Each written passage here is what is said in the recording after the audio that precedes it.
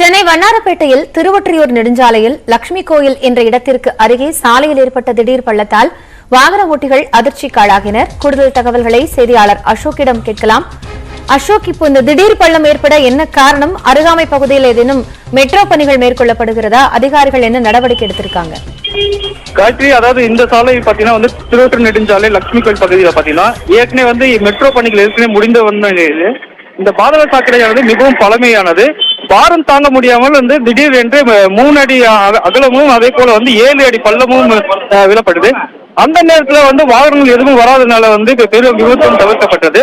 இப்போ சம்பவம் நடந்து சில மணி நேரத்திலே போக்குவரத்து காவல்துறையினர், அதே போல மாநகராட்சி ஊழியர்கள், கல்வி ஊழியர்கள் அனைவரும் இந்த பள்ளத்தை சரி செய்யும் பணிக்காக ஈடுபட்டு வராங்க. அதே போல மண்டலம் 4வது மண்டல குழு தலைவர் நேதாஜி கணேசனும் அவரும் மற்றும் அதிகாரிகளுடன் விரைந்து இந்த பணிகள் முடிக்க வேண்டும் என்று தெரிவித்துள்ளனர்.